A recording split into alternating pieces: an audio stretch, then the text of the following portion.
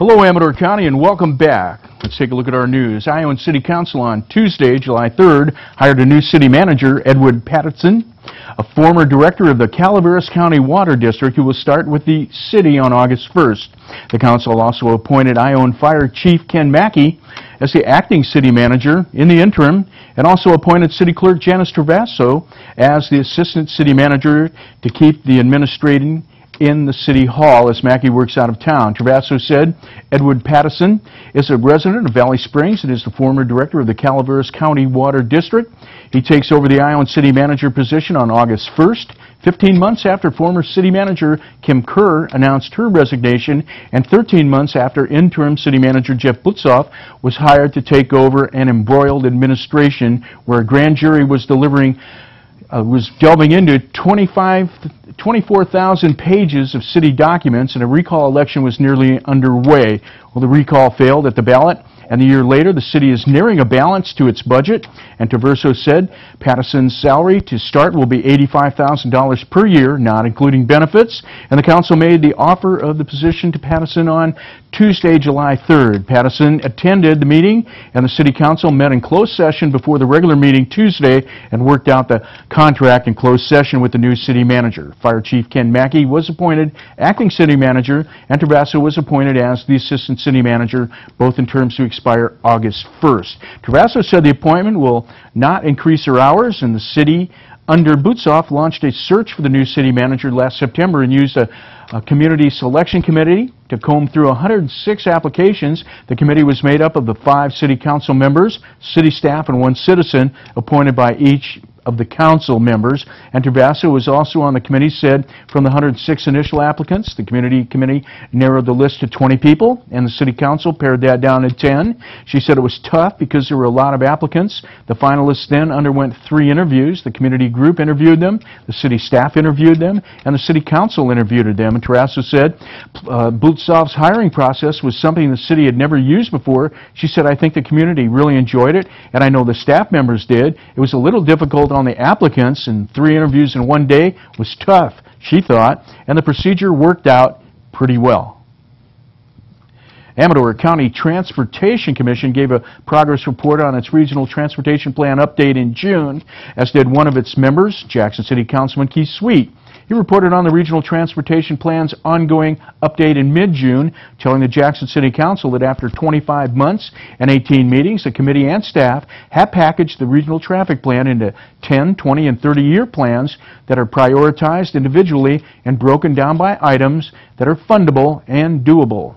ATCAA planner and program manager Neil Peacock, in a report in May for ATCAA's June 20th meeting, said staff and consultants have worked over the last 2 years with a stakeholders roundtable from Amador County, all 5 cities, and a broad-based representation from a variety of local interest groups. Peacock said technical analysis was completed and presented to the group for review, and relevant analysis included a roadway analysis booklet with functional classifications, segment identifications, capacity thresholds, and existing traffic conditions. It also had a traffic count database with historic trends and current counts.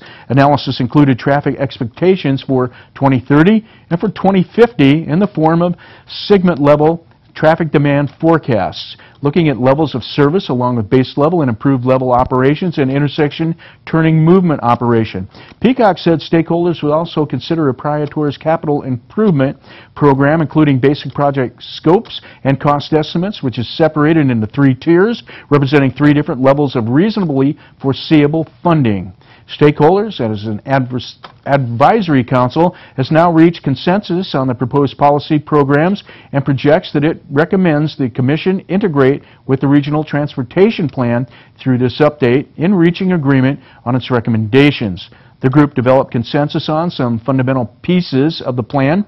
The pieces included future year assumption, the transportation challenges the committee anticipates, and a preferred regional improvement strategy identified to address those challenges. Pieces include prioritized lists of various capital improvements and alternative strategies intended to implement a regional improvement strategy. Peacock said relevant policy recommendations are intended to implement this strategy and leverage and maximize the effectiveness of ACTC's limited funding. Using the analysis and a stakeholder recommendations, Peacock said staff will assemble an administrative draft regional transportation plan to be given to the committee as a complete and coherent document for review prior to being provided to ACTC for review and then released to the public for further review. Staff has a goal to finish the administrative draft by August 1st and to present to the Commission in a special workshop in September. Sutter Creek Promotions Committee reported a successful year in its annual report. Councilwoman Sandy Anderson, chair of the Promotions Committee, delivered the committee's annual report saying the Visitor Center has approximately 9,000 visits per year and 30 volunteers, but are needed more. And Anderson said transient occupancy tax from hotels and bed and breakfast inns and sales tax added up to 25% of the city's revenue. Mayor Linda Randa said, "It's amazing how many people from all over the world go to the Visitor Center." Anderson said partnerships and promotion pool resources to bring tourists to Amador County, and it's okay to promote Amador County as the destination because when people come to the county, they also come to Sutter Creek.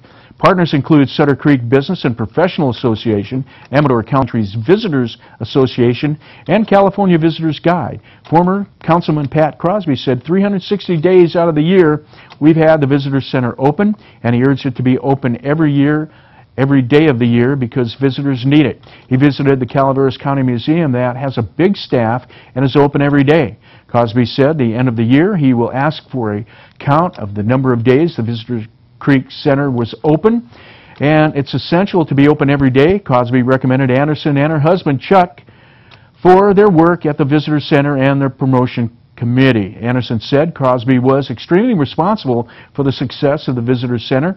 Anderson said they need volunteers, and if they could get 40 volunteers to give 2 hours a week each, that would be enough to keep the center open every day of the year. Crosby said the attendance of Calaveras County Museum is nothing center. A woman in public said Calaveras Museum has major funding partner program and a budget of $65,000 a year. They have a major funding source sharing funding spoils with the museum.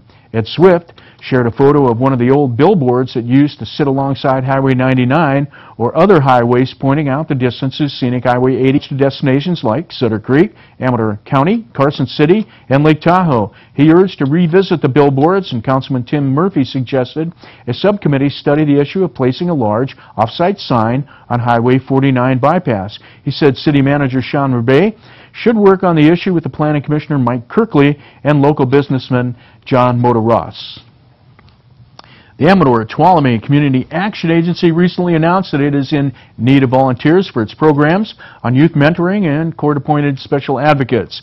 ATCAA announced that the new volunteers are needed for 2 programs which strengthen the health of the community's children. Mentors are needed for youth for ages 7 to 17 years old who have the need of an adult non-relative who will be their friend. Mentors engage their youth in a one-on-one relationship and provide fun and guidance while being a role model. The possibilities for activities are endless, as there are a chance of making a tangible difference in the life of another human being, and the requirement to be a mentor is to be over the age of 18 and to have a willingness to commit to working with a youth at least twice a month for at least a year. A successful volunteer will be stable, trustworthy, and reliable. The court-appointed Special Advocate CASA program is preparing to start a new training class for potential volunteer child advocates. Volunteers in this program are appointed to work with children who are under the supervision of the juvenile court. The purpose of the CASA program is twofold. The first purpose is to ensure that the court has all the information about the child and the child's view of the court proceedings. And the CSA volunteer meets regularly with the child and advocates for and with them each court hearing, and their role is complementary to the work of the attorneys and of the social workers, and there is a positive working relationship with them. The second purpose of the CASA program is to spend quality time with the child and to give another opportunity to broaden their horizons and to see a positive outcome from the court proceedings and for their future, and that their future can be a reality. Training is provided for both programs, and they are coordinated by the qualified staff. For more information, contact ATCAA at 209-223-1485. Talk to Lori at extension 242 or John at extension 264. And let's take a look at our weather. It's supposed to be hotter today. With a high of 92, a low of 60, winds out of the west 8 miles an hour, and on Saturday, higher still with a high of 97, low of 63, winds west-northwest 5 to 10 miles an hour, and on Sunday, sunny high with 88, looks like a cooling down with a low of 63, winds west-northwest 5 to 10 miles an hour. Air quality index report, moderate today, 93, and unhealthy tomorrow at 106. I'm Wom Slivick, and stay with us. When we come back, we'll be talking with Dr. Matthew Watson, and we'll be talking about health care. So stay with us right here on TSPN.